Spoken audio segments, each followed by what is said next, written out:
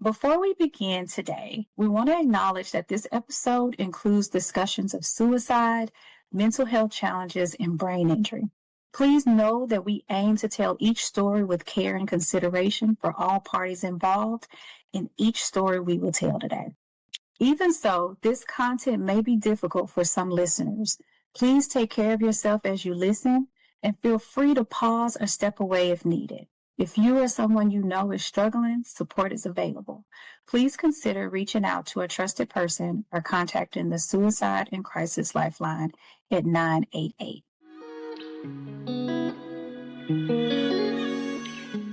Hello and welcome to the Life, Language, and Lyrics podcast, where we explore our passions, live with purpose, and face our fears.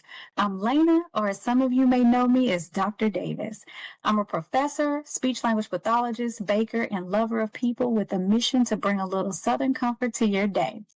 This is the Neuro News Brain Injury Chronicles edition of the podcast, which highlights stories and essential information about brain injuries with a focus on sports-related concussions. The goal is to spread awareness and education on the effects of brain injuries and shine a light on the critical role of speech-language pathologists and other professionals in recovery and support. All right, so today I have very special guests with me. I actually have quite a few students from my research and clinical lab here at Howard University. We are from the Center for Cognitive-Communicative Skills, and I'm going to have each of them introduce who they are. Hi, my name is Tia Armstrong, and I am a first-year student of the graduate program. Hi, my name is Megan Brooks, and I'm a first-year graduate student. Hi, my name is Sydney Leathers, and I'm also a first-year graduate student. Hi, my name is Ronaldo Davis, and I'm also a first-year graduate student at Howard University. My name is Taylor Joyner, and I'm also a first-year graduate student at Howard University. Hello, my name is Trinity Eason, and I'm also a first-year graduate student at Howard University. All right, so all of these lovely young people are going to be our future speech-language pathologists. I have been extremely proud of them. They've been in my lab since they first started the program, and I think that you will be quite impressed with them by the end of this episode as well. Today's conversation sits at the intersection of sport, identity, and brain health and mental health, because for many Black athletes, the game is more than a game. It's opportunity, it's survival, and for some, it becomes silent pressure on both the mind and the brain. Sports have long been described as a sanctuary for Black athletes, especially young Black athletes, a pathway to education, financial stability, and generational change. But behind the highlight reels and contracts, there's another story unfolding, one that goes unseen and unspoken. We know that Black youth and adolescents and Black young adults are experiencing rising mental health challenges. The national data shows that Black high school students report some of the highest rates of suicide attempts, around 14%. But this conversation cannot stop at mental health alone. For athletes in high-impact sports like football, we also have to consider the neurological impact of repeated head injuries, concussions, subconcussive hits, and conditions like chronic traumatic encephalopathy or CTE. These brain changes are associated with difficulties in memory, attention, emotional regulation, impulsivity, and decision-making, all areas that fall within cognitive communication and areas that are addressed by speech-language pathologists. And that's where this conversation expands, because when we talk about suicide risk among athletes, we're not only talking about emotional distress, we're talking about how the brain processes information, regulates behavior, and copes with stress after injury. Changes in cognition and communication can affect how individuals interpret their experiences, express their needs, and seek help. For Black athletes, these neurological risks exist also along cultural realities, the pressure to perform, expectations, the expectation to provide for family, and longstanding stigma around vulnerability and mental health care. As former NFL player Doug Middleton shared, sports is like our therapy, but what happens when both the mind and the brain are under strain? So today we're creating a space for a deeper, more complete conversation, one that connects mental health, brain injury, and cognitive communication while centering the lived experiences of Black athletes. Oh, all right. So the way the episode is going to go today, for those of you who typically join, we're still following the structure of life language lyrics. But what we're going to do is my students are actually going to share stories, the brain injury chronicles of some of these former NFL players who have experienced some of the things that we just talked about. So first, we're going to start with Sydney and Taylor. Thank you, Sydney and Taylor. Thank y'all. Thank all of y'all for being here. Because it is voluntary and you didn't have to do that. Okay, so Sydney and Taylor, you want to share who you're going to tell us about? So today I'm going to be talking a little bit about Dave Duerson and his story. So Dave Duerson was a former player in the National Football League, otherwise known as the NFL, for an 11-year career. And during this time in the NFL, his position was a safety with both the Chicago Bears and later the New York Giants. I'm from New York, so I'm a huge Giants fan. And he was a highly successful and intelligent athlete. He also won 2 Super Bowls during this time, one in 1985 with the Bears and another one in 1990 with the Giants. And he earned respect for both his leadership and performance on the field. After retiring, after his 11-year career, he transitioned into business and initially found success, including serving even as a CEO of a food company. However, his post-career life became marked by some financial difficulties and also some legal issues and also significant challenges in both mood and behavior. And he later died of suicide in 2011. And after his death, his brain was studied and it showed evidence consistent with chronic traumatic encephalopathy, making this case an important part of the conversation about the long-term effects of repeated head injuries in football. Thank you for sharing that. Thank you for sharing that. And just to add a little more specificity for the listeners, Dave Duerson actually took his life by gunshot. But what he did was he shot himself in the chest and left a note to have his brain donated to research. So he wanted to make sure he could preserve it because he had started to recognize he was experiencing some changes. Okay. Thank you, Sydney. Taylor. Yes. So we're also going to be talking about Andre Waters, who is from Florida originally. He played as a safety for the Eagles and the Cardinals. He was underestimated early because of his size. He has a smaller frame, and so teams were not, running to accept him at first.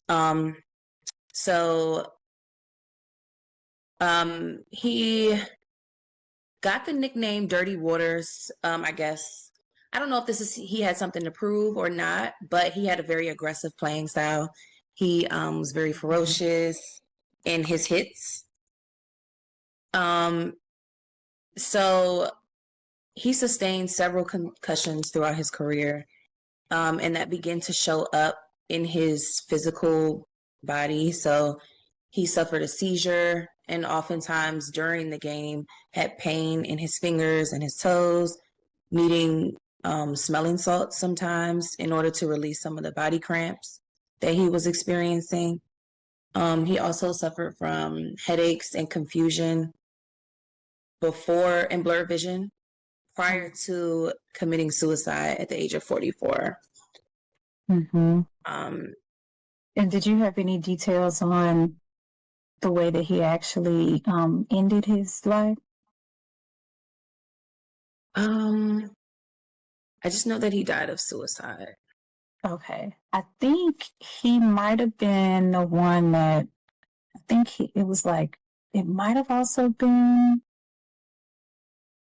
Or was that Terry Long? Terry Long was the one who died of suicide by drinking antifreeze, which is very interesting to me because that's such an interesting way to want to take yourself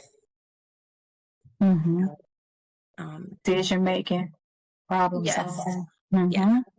And he struggled with behavioral changes and emotional instability and legal issues prior to his suicide at 45. So they're very similar in age when they passed away. So that's Terry Long. He was an offensive guard for the Steelers. He's from Columbia, South Carolina. His path to the NFL was a little bit different because a lot of NFL players start when they're children. He didn't start playing organized football until he was a senior in high school. He also was in the Army first before even getting into the NFL, where he made parachute jumps, several of them, before even thinking about the NFL. So I thought that was interesting. But after several head-to-head hits in the NFL, he started suffering from behavioral issues and things like that before he took his life by drinking antifreeze. Yeah. Okay. So for both of you, we're talking about Duerson, Waters, and Long. What's something that stood out about their football careers and post-career experiences to you?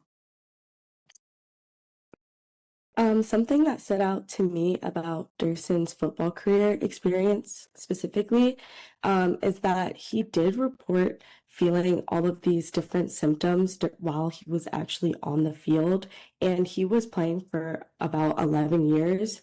And so he was feeling these symptoms of dizziness and nausea, and there were oftentimes his ex-wife would have to pick him up or drive him from practice or to games or anything like that because he would be too dizzy or nauseous to even get behind the wheel.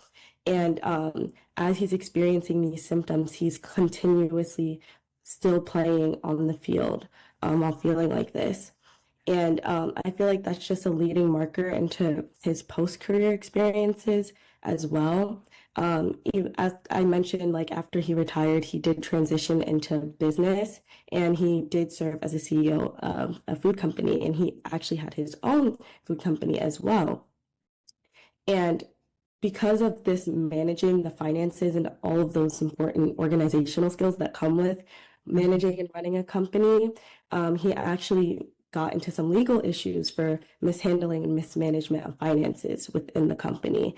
And we know that executive functioning and problem solving and organization, these are all skills that are impacted by concussion. And it just really just goes to show how these significant changes can impact somebody's livelihood and career as well. And aside from that, he also had a domestic dispute with his ex-wife. They did get into an argument one day and he had pushed her. He was charged for a misdemeanor for that, I believe. And she also reported these violent changes in mood that he was experiencing. And she said that ultimately did lead to them ending their marriage because he wasn't the person that she had first married, right? He was going through a lot of changes. But at the time, of course, she wasn't aware of why that was happening, right?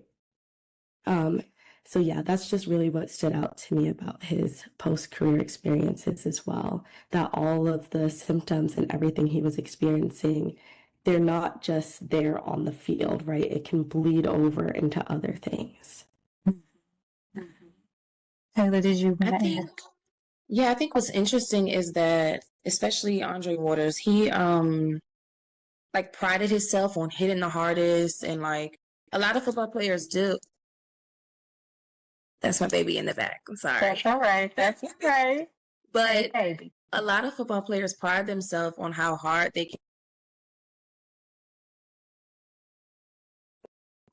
can hit and who can be the most aggressive and things like that, but not necessarily thinking about their own health and how it will affect them later on. So in a way, it's something to be celebrated, you know, being the best that you can be in that field.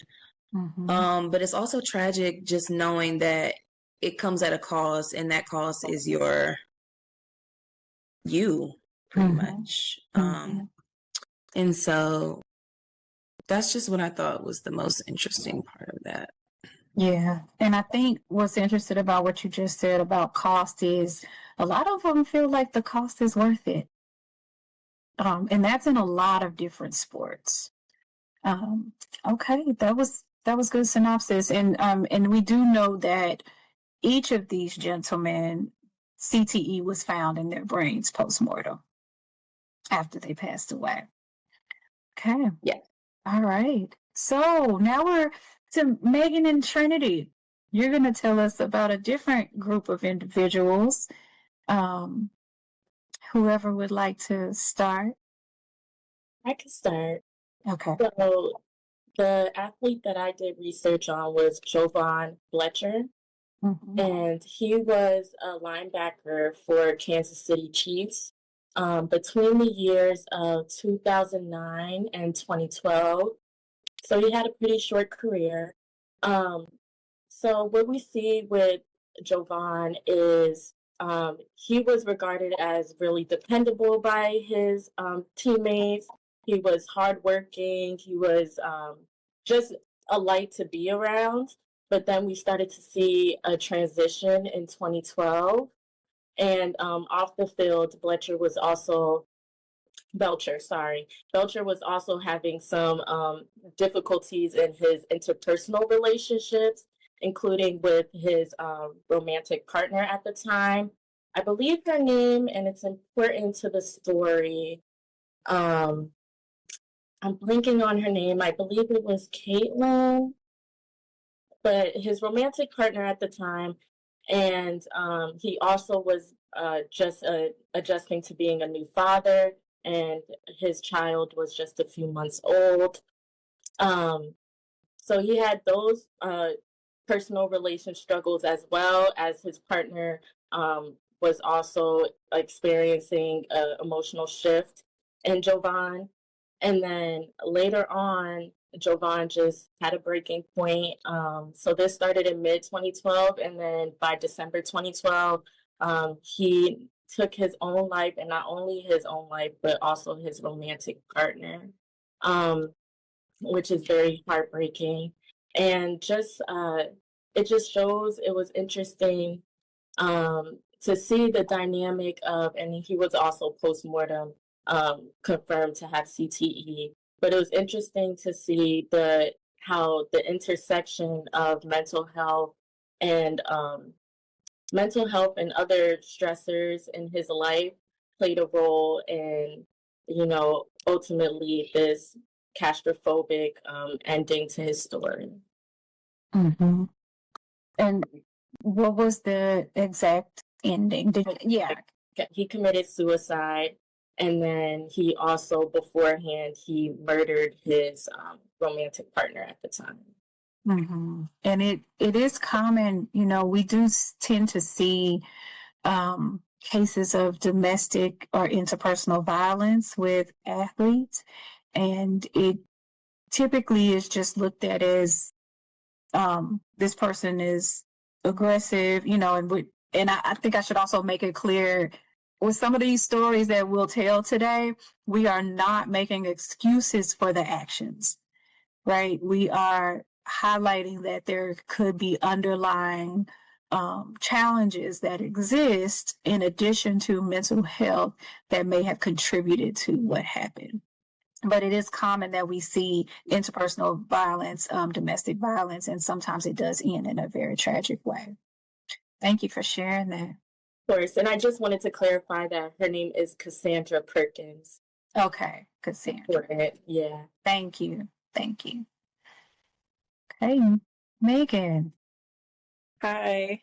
So I did my research on Kenny McKinley, who was a wide receiver for the Denver Broncos. So he played from 2009 to 2010. He was only playing for about one NFL season after being drafted out of the University of South Carolina. So very young player. He was known as a promising young player, but had a relatively short career partly due to like some injuries he sustained, which was a knee injury.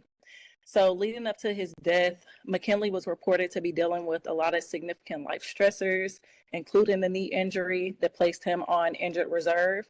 He had a lot of financial difficulties that were endorsed by his family, and also had some relationship stress as well. There were also some supports that he had been experiencing symptoms of depression and emotional distress during the time, and even endorsed that he was going to commit suicide before he actually committed it on September 2010. Sadly, he was only about 23 years old, and he actually ended up coming to his, he actually ended up dying from the gunshot wound in his home in Colorado. So a lot of reports that were from the family and from his fellow football players indicated that he had been struggling mentally in the period leading up to his death.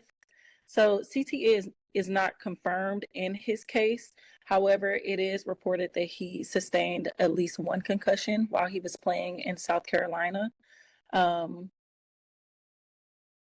yeah, it was just a real tragic ending to his story, just because he was experiencing that injury that caused a lot of different stressors in his life.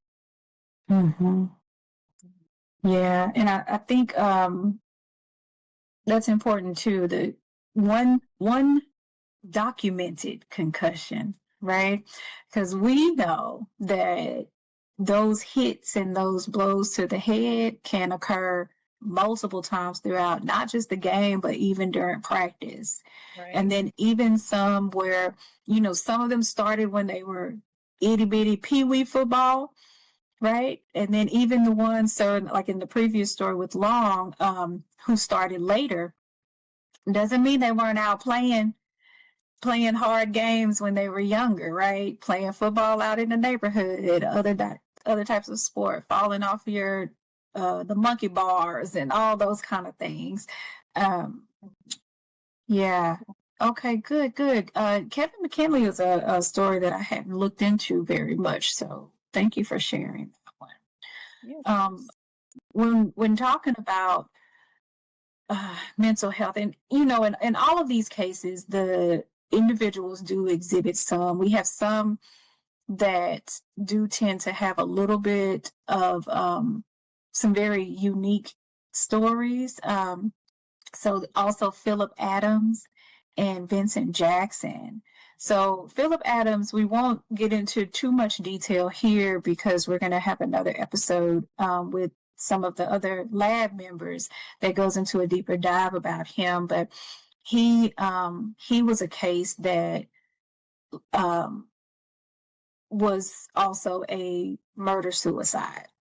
Yeah. And there were multiple people that were involved in that, but he did have a lot of challenges in terms of his football career, kind of being unstable over time. He never really knew, like he would go somewhere, was never really just placed anywhere. Every time he thought he was somewhere to be there for a while, ended up getting moved or getting cut.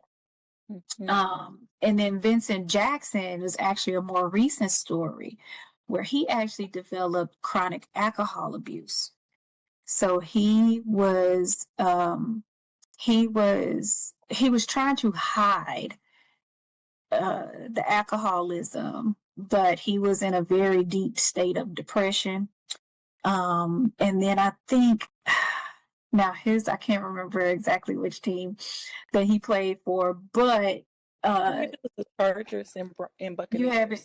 Oh, okay. Yeah. And so what happened with him was I think the team had just won, I don't know if it was Super Bowl or something like that, and he ended up going off to a hotel, and his family couldn't find him for a while.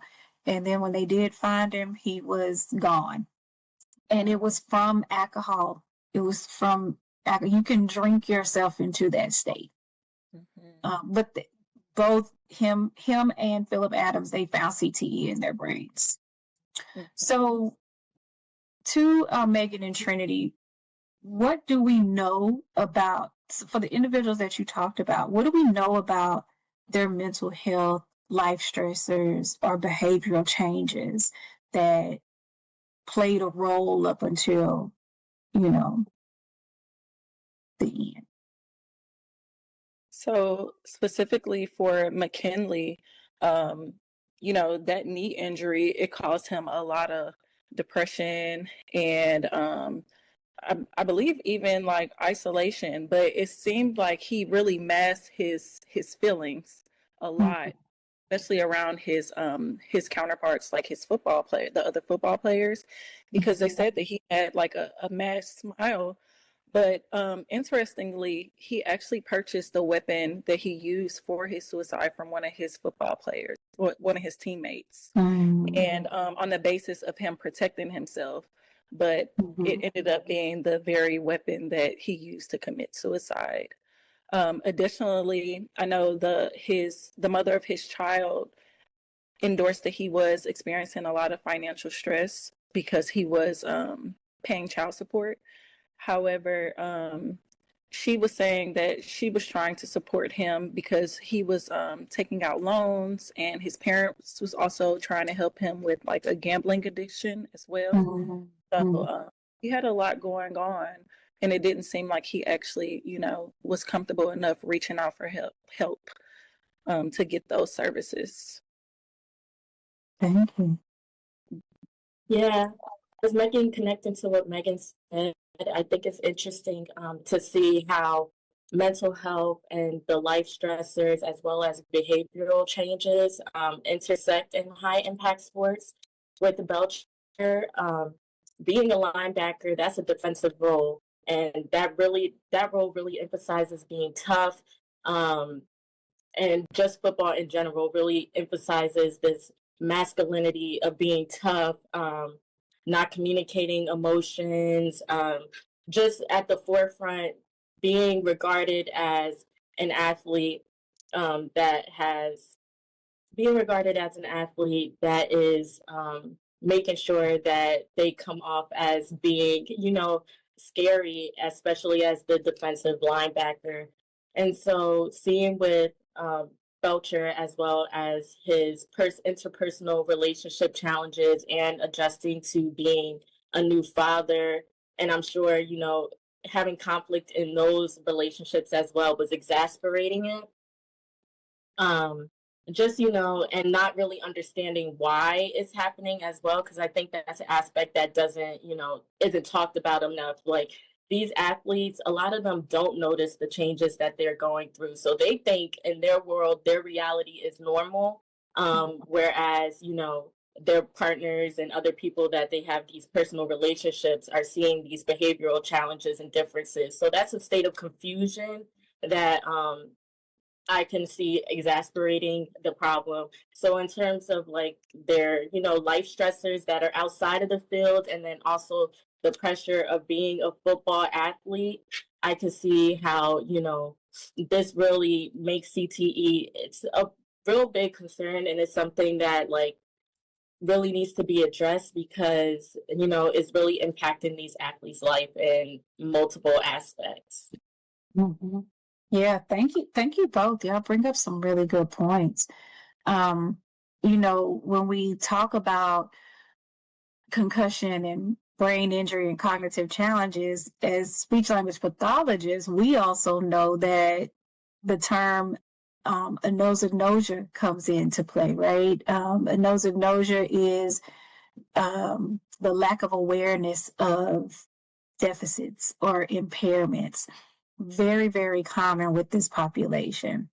So not being able to, maybe sensing that there's something, but not knowing what it is, and not being able to attribute it to injury or deficits or impairments. Like, it's not, oh no, my memory's not bad. It's just sometimes maybe I don't get enough sleep, you know? Okay, thank y'all. Thank you. Can I say something too? You can. Yeah, absolutely. I think too it's very like nuanced. Like, some of these behaviors are so on the line where it's just like, for the most part, we were kind of from young age, generally people were taught how to be, pretty much. like, oh, you don't do certain things, you don't say certain things. Mhm. And so it could be looked at as like rebellion or just, looked at as different things. But once you know what it stems from, that changes everything. So it's like some of the things are just such a fine line to where it's like, if you don't know, it can be looked at as like, oh, he's just acting that way for whatever reason. But once you know, you look at it from a different lens. So it's like, the more you know, pretty much. Yeah, the more you know. And I think what makes it hard is because this is a silent injury, right? There's no physical signs of it. Like if you see somebody with a cast and some crutches, then you automatically, oh no, let's help them. You know that their leg is broken, right? Or their arm is broken. But when it's here, and then they present in a way that's outside of what you just mentioned, societal norms, we're more apt to label it to, and that's why it's important to have that distinction with mental health and brain injury, right?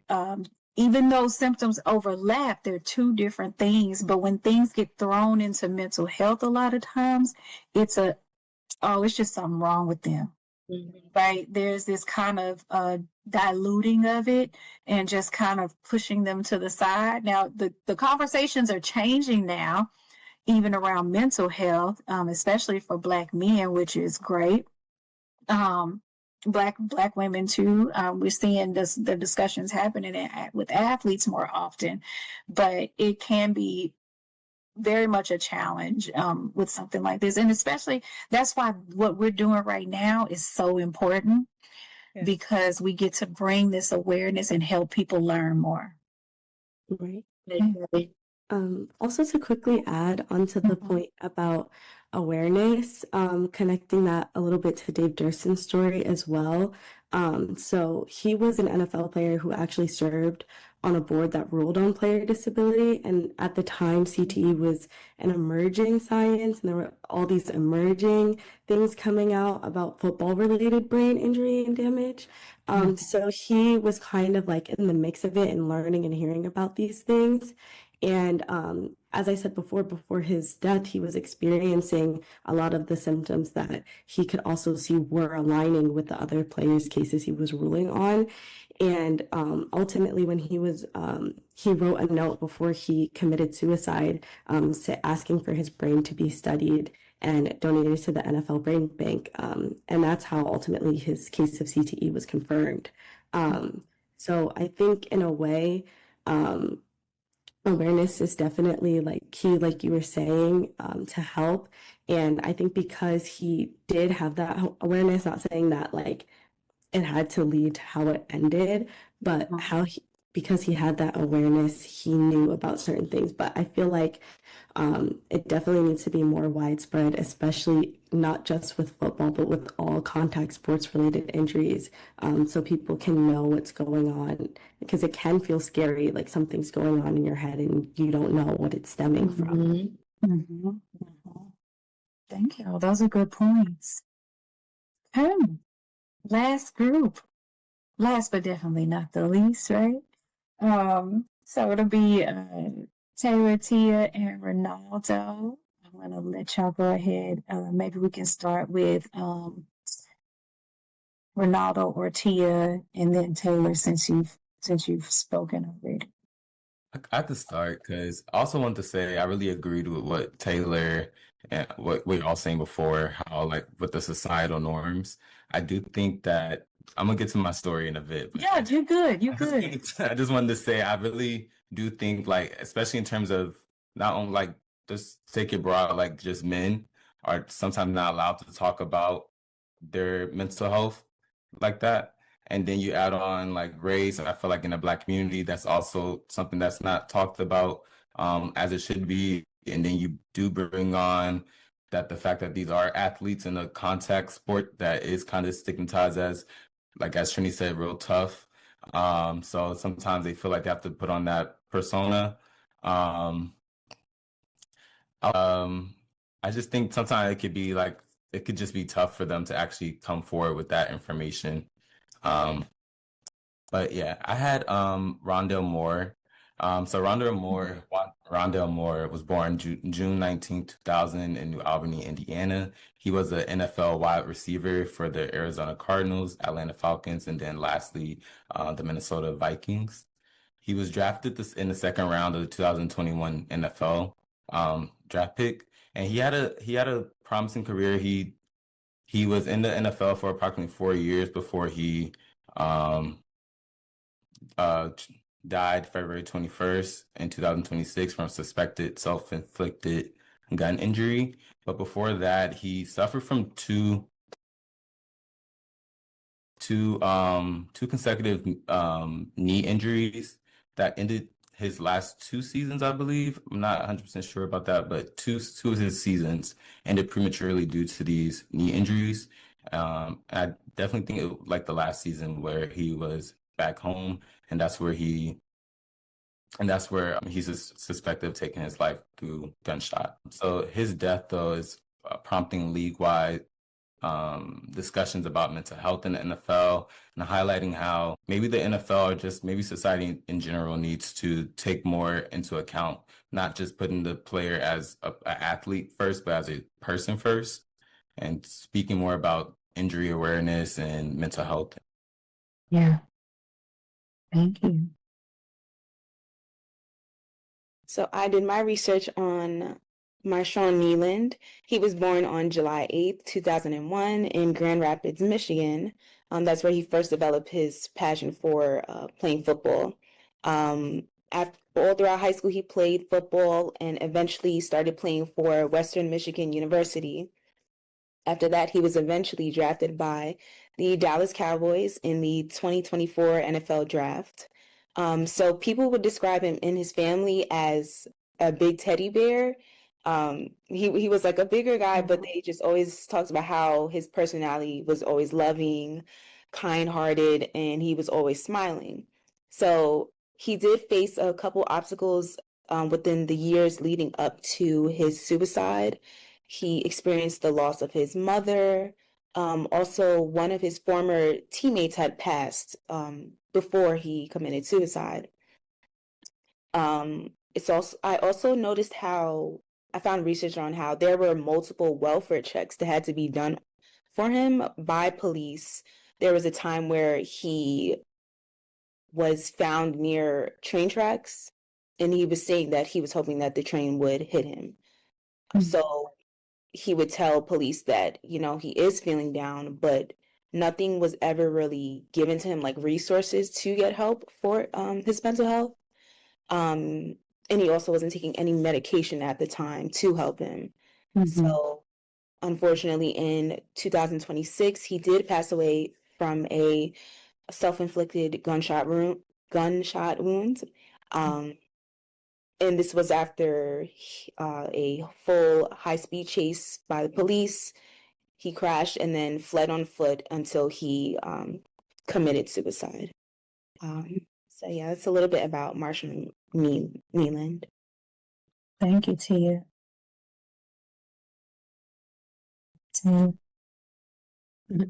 Okay, sorry. So Jeff Alm was a defensive lineman. He played for the Houston Oilers in 1990. He was raised in Illinois. So his story is a little bit different from the rest. So he went out with his friend, a really, really close friend who he grew up with, met in high school, and had an inseparable almost relationship between the two. They went out to eat, drinking. And then on that night, he got into a car accident. He was driving. Jeff Alm was driving. His best friend was in the passenger seat. He crashed his car. His friend was ejected from the car and died on the scene. And Jeff Alm saw that he passed away, walked over to his friend, saw that he was passed away. He called 911 and he was very frantic and just felt very guilty. It was very traumatizing for him. And because of that, he went to his car and ended up committing suicide by a self-inflicted gunshot wound. So he was 25 years old when that happened. And and his career was cut short because of that. So, he had no prior documentation of concussions. But you have one, it makes you wonder because he was a defensive lineman, and that's just purely contact for the most part. And so it just makes you wonder. But he didn't have any symptoms of behavioral changes or anything like that prior to his death. But he was very young. So yeah, all three of them, all in their 20s, right? Very young, all experiencing something that, you know, the term we just talked about in the TBI class. They were in these moments where it appears that they could not see past the moment that they were in, right? Anybody want to give me the word? Now this might feel like we're in class. Which cognitive flexibility. Yeah, the cognitive flexibility was not there. So we would say they were a little more cognitively rigid, right? And stressful situations can do that to you too, right? We know we talk about fight or flight. But when something this drastic happens and the only answer you have is that I cannot be here anymore, is a very, very hard thing, right? These stories, and especially like Kneeland and Moore, are so recent. We don't know about CTE in any of these individuals, I believe. I know Kneeland and Moore, right? Did not have a diagnosis. These stories, and I don't know if it's because they're more recent, especially with the Kneeland, really, so I go live every once in a while with my brain bestie, Dr. Kelly. And we went live to talk about Kneeland, and we posted that one, but during the middle of it, I felt myself just kind of coming down. And it was mostly, I was feeling a little bit of heartbreak, or maybe a lot of it, because I'm thinking in my head, what were they actually experiencing at this moment? What were they feeling? So Kneeland, they actually found him in a porta potty. So he was running from the police, right? And he had a high-speed chase, but he technically hadn't really done anything wrong. But what was going through his head to have him in this space and think that this was the only way out of my situation, right?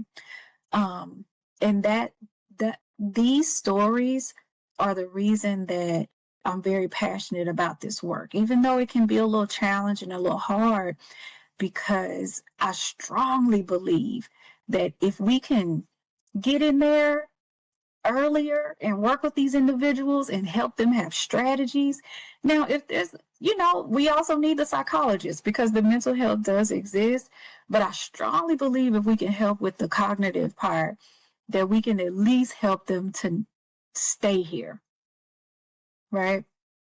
Okay, so I got on my soapbox, but I did want to ask y'all a question for Taylor, Tia, and Ronaldo. How might being a Black athlete in high-impact sports shape how these men experience pain, pressure, and help-seeking? What are your thoughts? So just talking about pain, especially being just as Black people or Black athletes, I feel like men are probably always pushed to, or they have this stigma that, oh, they're supposed to stay strong, push through whatever pain that you're going through, you'll get over it. So I feel like they're just seen as being more resilient against whatever's being pushed onto them. So it can cause like whatever coaches or their family members to like minimize the injuries or obstacles that they are actually going through. So that might be just some other contributors for them possibly committing suicide. It's kind of like no one's really hearing them out or really listening to them. They're going through something, but people are not taking it as seriously because of their race and because they are men. Mm-hmm. You bring up a good point. Go ahead, Ronaldo. I just want to piggyback off that, like where she's talking about like the coaches and stuff. I do think like coaches, doctors, everything, I feel like is very institutional. The fact that stuff is very biased towards Black men, especially Black athletes, where they're not believed, like their pain levels, even like with Black women.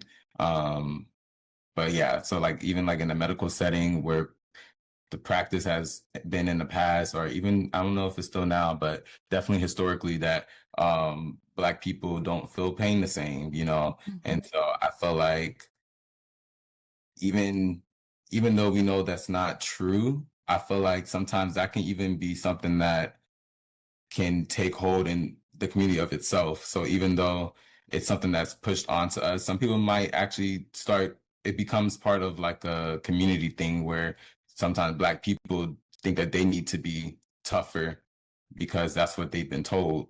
And so with that, they don't, but you know, at the end of the day, we're all human. So it's like we do feel things, of course. So it's like, now what do you do with those emotions? And what do you do with those feelings of pain and all that?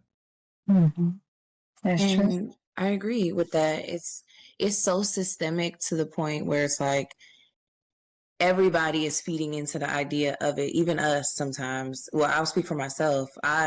We all just, it's the norm, but it's so deeply embedded that, some of the things that are harmful to Black men, and Black people in general, are not feeling pain as strongly as their white counterparts, or may not need the same medical assistance as them. Also, if poverty is a factor, that's another thing, the pressure that you're feeling in order to keep up the image, in order to keep up the career, to take care of whoever you need to take care of, even if it's just yourself.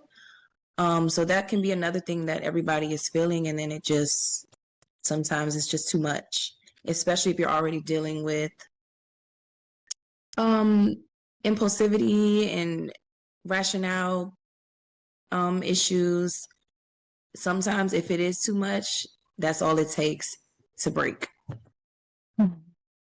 And correct me if I'm wrong, Dr. Davis, didn't we discuss how some, I think NFL players were, they were saying that when they did have an injury, they weren't always treated with the same discernment as their white counterparts.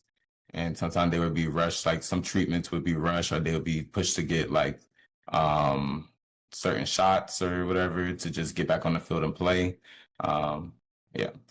Yeah, you're correct. Some of them have reported that they could go back in their blue tent. I've said this on a couple of previous episodes, but yeah, and they would feel like the white players would get more detailed care than them. But we also know that statistically, in terms of ER visits for Black children, athletes, Black adults may not get a concussion diagnosis at all when they go, compared to those who are identified as white. So it very much is a systemic issue, and implicit bias definitely plays a role in that, because like y'all said, in the medical arena, we are seen not to experience much pain. And on the other side, the athletes also, and that can be connected to the social stigmas that exist, but the athletes don't always want to acknowledge that there's something happening, and they want to push through the pain because that's what they've been trained to do their entire lives. You get rewarded for pushing through pain, especially in sports. Oh, sorry. Dr. Davis, like that really connects to what I was thinking about bringing up, because I think we have to acknowledge, like, my counterparts have already said, the stigma around our Black community. We grow up with the mentality, Black women and men alike, and, it's even worse for men because there's the toxic masculinity around it of being tough. But we grow up with the narrative that, we suck things up, we have to push through things, resilience, because often in life, it's systemic. We had to be that way. But that really made me wonder how many of these athletes felt these changes, but actually seeked out support. because I think a lot of the times we don't even know how to advocate for ourselves in those settings, or even with, the Black athletes not getting that detailed care that their white counterparts are getting. Were they able to advocate for themselves and recognize that this is a problem and not just part of the game? Mm-hmm. Mm-hmm. Yeah, y'all bring up some good points. Thank you. So now let's talk a little bit more about the connections to concussion and brain injury. So let's see. I'm gonna ask Sydney a question. Can you tell us what happens neurologically during a concussion and why repeated injuries are dangerous? And because we may have some new listeners in a very layman's terms. So, in layman's term, a concussion can be identified and counted as a mild traumatic brain injury. It's caused by a bump or a blow or jolt or any type of traumatic force to the brain, which ultimately causes the brain to move rapidly within the skull. And this can cause damages to the brain and even lead to CTE. And it can definitely affect brain function in general. And a lot of symptoms of concussion can be marked by headaches or dizziness and even nausea, which, like I said before, was like what Dave Duerson was experiencing during his 11-year career. So if you can imagine getting hit in the head like that repeatedly for 11 years, it can really lead to some lifelong damaging challenges, which is what we've been talking about. Thank you. Thank you very much. And Trinity, can you tell us what CTE is and some of the changes in the brain that we might see? Yes. So connecting what Sydney said, so we talked about the concussions, and CTE is the repeated blows to the head. It can also be subconcussive hits as well, as Sydney stated. So this is why it's usually discussed in the realm of high impact sports like football or boxing, etc. But it's that anyone can experience CTE. Because it is a progressive brain disorder, there is no reverse. We can see the behaviors that we were talking about, so the changes in the mood, the behavior, and cognition presently, but we aren't able to confirm the diagnosis until post-mortem. So after the individual passes away, that is when CTE can be confirmed, and that is when the brain is died, and it is able to reveal. Neurologists are able to dye the brain and see a buildup of the protein tau, and that buildup causes the brain to ultimately shrink. The neuronal connections are degenerating, and that's why we see the impacts on their thinking, emotion, and cognition. Mm-hmm. Thank you for that. And I'll make another connection for those who are listening. When the pathologists go in, they take slices of the brain and put it under microscope. And that's one of the reasons that a person can't get tested while they are alive, because I don't think any of us want them taking a slice of the brain. And so what they see is it's this protein called tau. And it's the same type of protein that they find in individuals who are diagnosed with Alzheimer's, which also can only be completely diagnosed post-mortem as well. There are different versions of the tau, but that tau protein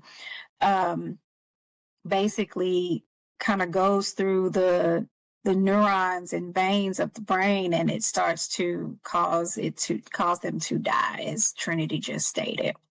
So thank you for that. Megan, speaking more about CTE, can you tell us about some of the cognitive, emotional, and behavioral symptoms that are associated with it? Yes. So CTE is associated with a range of cognitive, emotional, and behavioral symptoms that can show up over time. So some cognitive symptoms include difficulty with memory, attention, and concentration. Individuals may also experience problems with planning, organization, and decision making. And in later stages, they can appear to have some progressive cognitive decline or even dementia. As far as some emotional symptoms, as we talked about in some of our cases, some of these players may experience some depression and even anxiety and mood swings that may be, observed by others. They may also be also having like suicidal thoughts caused by these emotional states too. Mm-hmm. And as far as behavioral symptoms, we do see the increased impulsivity, some aggression, and maybe some poor judgment, and sometimes some socially inappropriate or risky behaviors as well. So these symptoms can vary in severity, but they often interfere with daily functioning, relationships, and their overall quality of life. That's very good. Thank you for giving that information.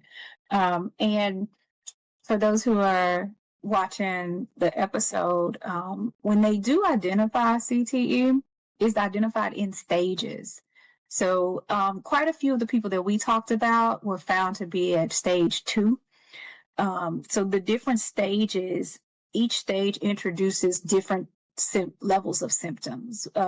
So in the first stage, it might be more headaches and loss of attention and concentration, some depression, maybe some explosivity. So we may see some outbursts and things like that.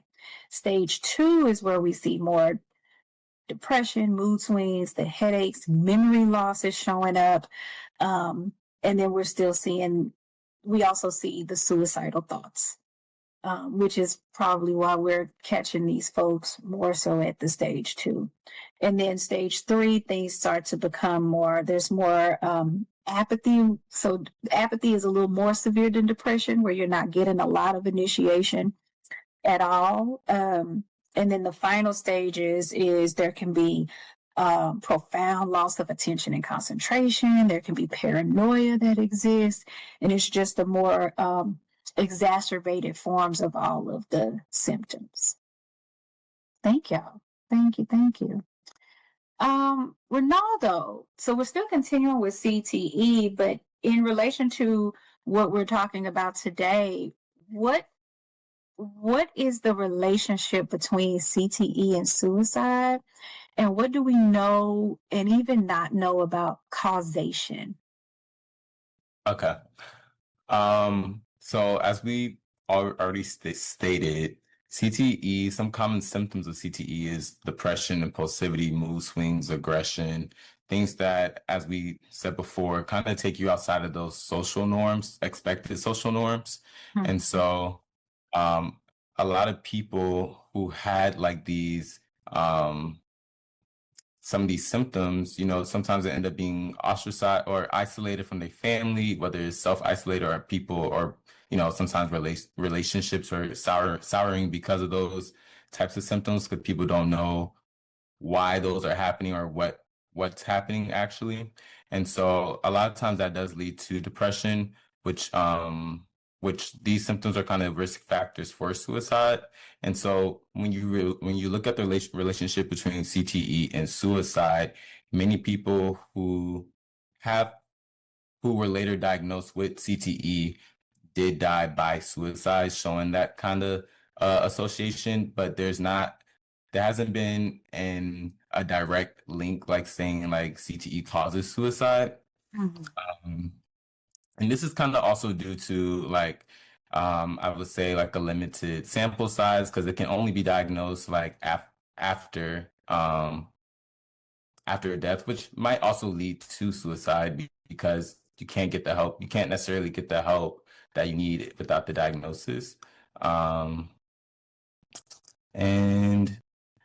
in terms of causation, we did say it's caused by like repeated head injuries, repeated like hits to the brain, not just one hit, but like many hits over time. I guess you could say scientists wouldn't know exactly how many hits to the brain it's needed to have CTE, or necessarily like the effects of age or sex or maybe race when it comes to CTE.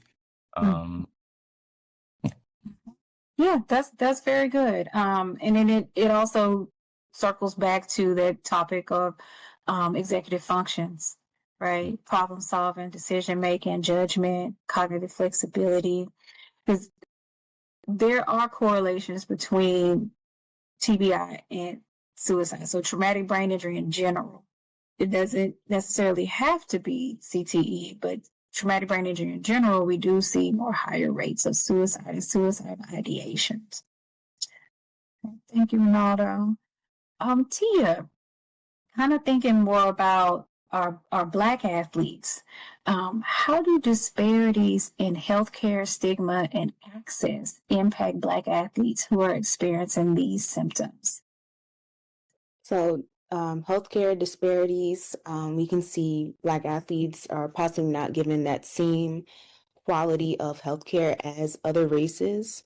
So this can cause any symptoms that they may have. They might just not be diagnosed as well as other like white athletes. And for a stigma, we already spoke about this. Black athletes or just Black people in general are just always are always expected to be stronger or having to show less vulnerability in the way they are. So this stigma can prevent them from wanting to reach out and get those resources and seeing doctors that they need to see for their mental health or about any symptoms with CTE. So a lot of their symptoms can, of course, go minimized or just misunderstood. As far as for limited access, there can simply be the difference of having access to a Black doctor that is culturally competent versus going to a white doctor that doesn't know about the cultural biases against your culture. So they would have their own biases against you. So it would pretty much delay the process of understanding, what's going on in your body, what's going on in your mind, because they would probably just misunderstand what the person is going through. So they can either overdiagnose or underdiagnose you based on what is presented in front of them. Mm-hmm. That's very good. And I won't get on my soapbox about assessment because we've already been here for a while. But that plays a role into healthcare and access, right? If the assessment tools are also biased, which we do know that exists. Okay, thank you, Tia. Okay, Taylor, you're representing the profession right now. Okay. Because we want to know, what role do speech language pathologists play in identifying and treating cognitive communication deficits in this population? So SLPs play a very essential role, especially because first we start by assessing which aspect of cognitive communication has been impacted the most or which areas we need to work on.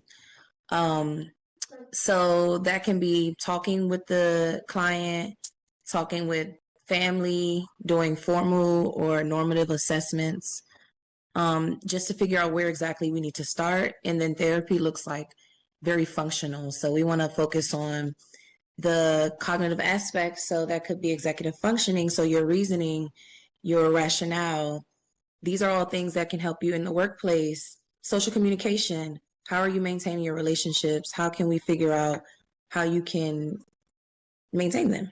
Mm-hmm. Also, your memory, your attention, these are all things that you need in your everyday life in order to show up in the world, let alone do anything else. We just want to start at the basics, figure out what exactly is going on and how we can make it functional for your life. And how we can treat anything that was lost, whether that's compensatory or just restoring what was lost. Mm-hmm. That's very good. And for those who don't know what compensatory means, it's strategies that it doesn't. Compensatory means the deficits are there, but you have strategies that help you, much like how we use our phones to remember our grocery list and put things in our calendar that we need to do. It might not necessarily improve your memory, but it does support your memory. Okay. All right. Thank y'all for answering these questions so wonderfully. Proud professor here. Okay. We're at the lyrics part now. So this is the section where I get to learn more about you as my guest in terms of music choices that you make. We will talk about some music that relates to the topic, but I may also ask you some questions about music that you listen to specifically. I strongly believe that music is the soundtrack to our lives, right? We hear a song, we play music to get ourselves amped up, bring us down, keep us in a mood, right? When we cook or when we're doing homework, whatever it is, right? But we also know that music does things to stimulate us in terms of our emotions as well. And so I want to know, and anyone can answer this. It doesn't have to be specific. What song reflects how this topic made you feel? This is a heavy topic, and we talked about multiple instances of this. So what is a song that reflects how this topic made you feel? I can share a song. Okay. See You Again by Wiz Khalifa and Charlie Puth. I remember when that song first came out, and it was around the time where an actor passed. So it always is like a song that makes you think about like someone's life and like what they're just thinking about the person, who they are, just remembering them, and then you really think about, especially hearing everyone's life story, that like really is what made me think about this. That's what reflects this whole topic of discussion. That's a good choice. Thank you. Anyone else? I personally had two songs that this reminded me of. The first that came to mind was Heaven by Beyonce. Just because she emphasizes in the song that heaven couldn't wait for you, and considering that these were all such young athletes. And, you know, unfortunately, the unfortunate circumstances that took place, that's what that reminded me of. But I also am hopeful, and it also reminded me of the song Rise Up by Andra Day.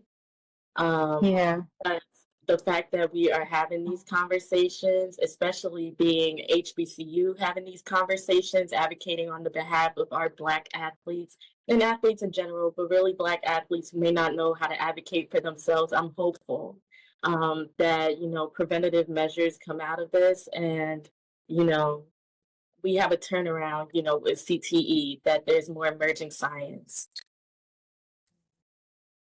Thank you.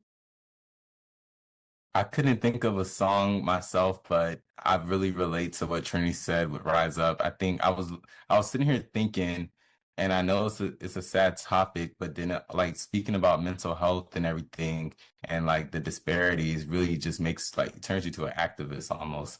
And so that's kind of, I don't know, that song I feel like it has the emotion side of it, but it also speaks to something real. And I don't know, I really like that. That was a good choice. Yeah. Similar to those two, it's like, no, go ahead. Who was that? I'm sorry. Oh, sorry. Similar to Trinity's song, Kendrick Lamar has this song called "Sing About Me, I'm Dying of Thirst." It's like one of my favorite songs. That's over 10 minutes. The main lyric is, "When the lights cut off and it's my turn to settle down, my main concern, promise that you will sing about me." And it's like, even though I don't think they're not doing these things to be legends or to be thought of after, but their stories are impactful, and we're going to be singing about them forever just because of that. So it's like, it kind of fits right into this. But that's what anybody can hope, is just that hopefully nobody forgets about me when I'm gone. Oh, sorry, Megan, you can go. No worries. I kind of went on a route of a song that kind of makes me feel good when I'm having a challenging time, or even after reading some of these cases, because it was pretty heavy, you know. I really love Trinity's song, Heaven by Beyonce, because I think that is a perfect song that will kind of tie into like you know what we're talking about today, but as something that will kind of like help me feel better. My favorite song is Eternal Sunshine by Janae Aiko, and it's kind of highlighting, you know, that regardless of like the stressors or anything that we're going through in life, that, you know, it's important to remember the good things in life. So that's a song that I really really love. Thank you. Sydney, where you want to?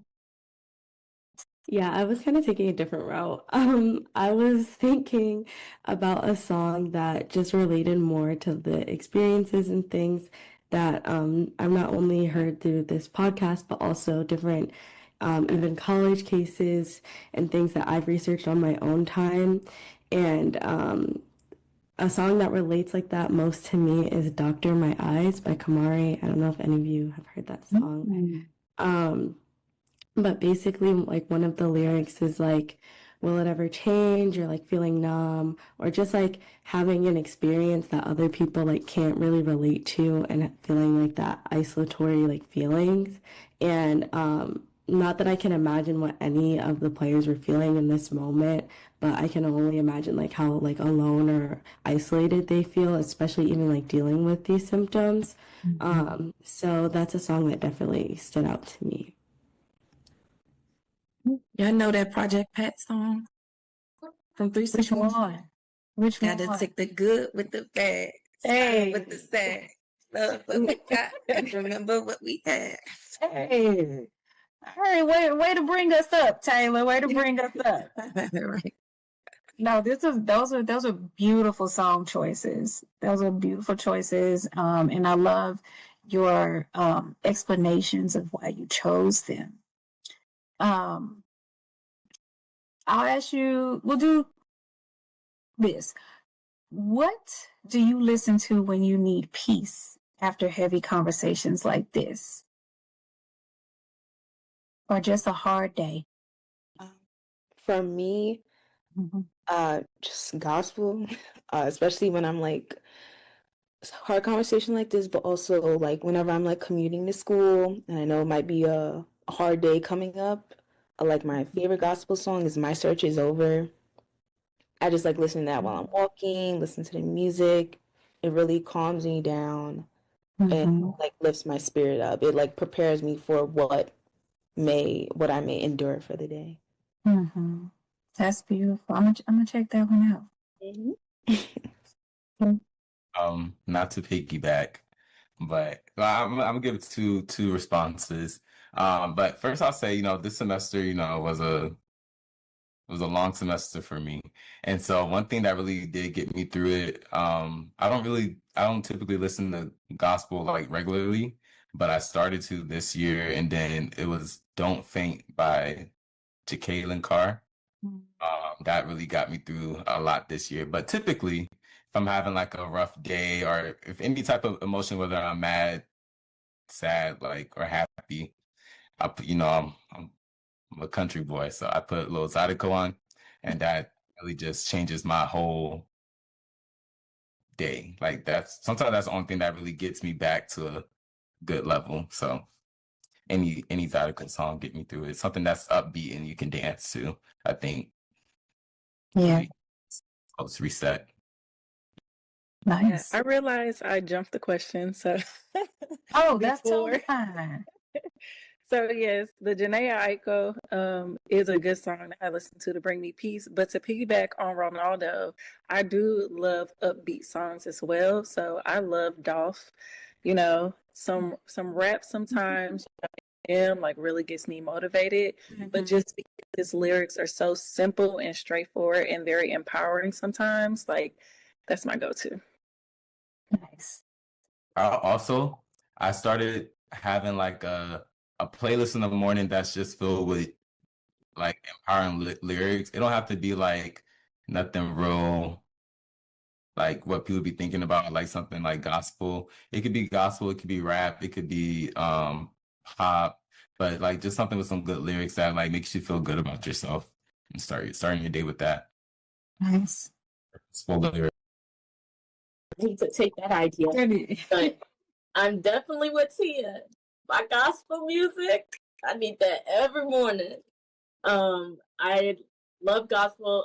I God in general. It's a big part of who I am. Is my faith. So whenever I need to be recentered, I definitely turn to him and I listen to my gospel songs. So what came to mind is "Never Give Up" by Yolanda Adams, and then "The Goodness of God," CeCe Winans. That's good. Thank you. On that note, I also love listening to gospel music. It's like my number one genre. Like Trinity said, God is also a huge part of my life. I'm very much a faith-centered person as well.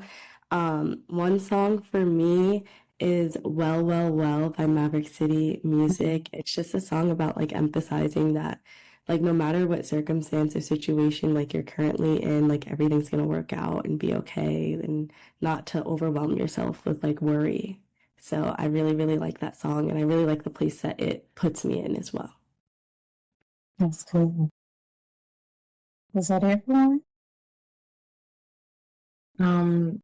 For me, like I have this thing, like when I'm sad or down, I want to be sadder. So I listen to like sad music. So I listen to a little Mary J. Blige, and I go cry because I am gonna cry. That a little Anita Baker. But if I need to get picked up, sometimes I listen to like Beyonce, Heated, or like Church Girl or something. You know, that album really lifts my spirits. Really, that is so. I feel like songs have the perfect way of capturing exactly what you feel. Like you said, music is really the soundtrack of your life. So yes, I could also soak in some, sad music. Sad songs, yes. Like sometimes you just gotta be in it. You need to pour it out. It says what I can't say. That's right. Yeah, the most recent the episode on music and the brain, we talked about that, and the guest Yusha Assad, he talked about how I think I had asked a question about music that you listen to, or how music served as a medicine for you, and he talked about like going through a breakup and listening to something that kept him in the space. But then he's an artist, so he created his own song, and there was a song that brought him out of the space. And we talked about that choice, right? And that still ties into what we talked about today. We might need to listen to the sad songs for a while so we can process the feelings. Do we have the ability to then know when to switch it and say, okay, I've been here too long, so now let me move to the next place? Okay. All right. Now, there's one thing I didn't tell y'all ahead of time. I will ask you if you don't have it, it's okay. I do typically ask if you have any affirmation, scripture, or quote that you say to yourself to stay encouraged that you'd like to share.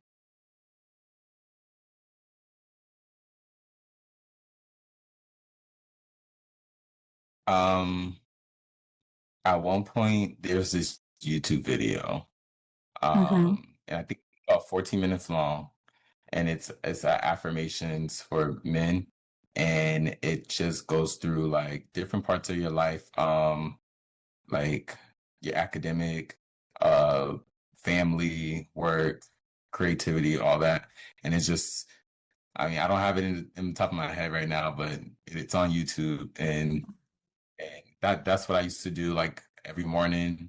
At one point I was doing it so like when I woke up and when I went to bed, and I just do it like as needed, you know. Nice. I love that. I love that. Anybody else have anything you want to share? Similar to Ronaldo, I used to do the same thing, watch a video full of affirmations. And the one that really stood out for me that I use is, "You're exactly where you're supposed to be." and it helps me. And like any moment that I'm in, and it helps me just kind of zone in and just be instead of, just existing in the craziness that's going on in my mind.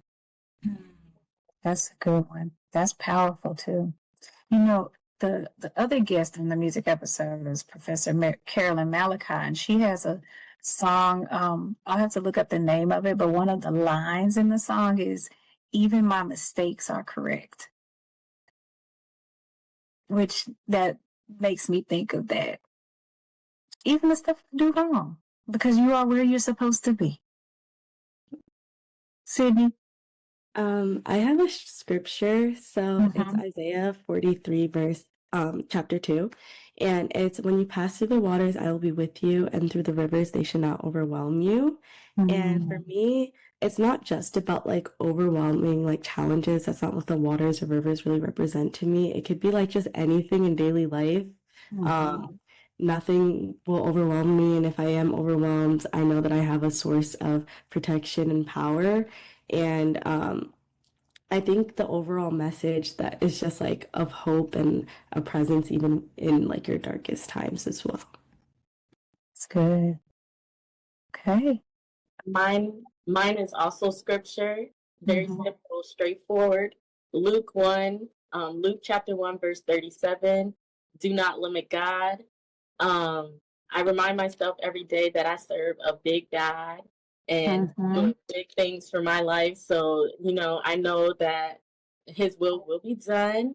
And, I don't mean to be a preacher, but I just love God. His will be done. So, despite the tribulations that I may go through in life, I know that I'm going to come out of them stronger and better. Okay. What I like to think about is just, this is God's path for you. Whatever the path it is, it might not be easy, but you're going to go through with it and you'll see like, the good and the ending of it. He'll get you through with it. Just like let him lead you. Yeah. Yeah. Okay. All right. This is very good. Very good. I appreciate the care that you put into each story, into each of your responses. Definitely proud of your responses. For those who are watching, they are also in my traumatic brain injury class right now. So, so of course I'm feeling really proud, but I'd love to thank you for joining on a Saturday morning, right? Even I don't usually do that, but because I love y'all. All right, so thank you so much, Sydney, Megan, Tia, Ronaldo, Trinity, and Taylor's little one, for joining us today. I hope that whoever is watching or listening is able to take away something from this discussion. Definitely use the 988 if you do feel like you're having some challenges and you need some support. But also take time to learn more about concussion and CTE and the symptoms of it that a person could be experiencing. Y'all have a wonderful day. Until next time, take care. Thank you so much. Thank you. Thank you. Hello. Hello. Hey.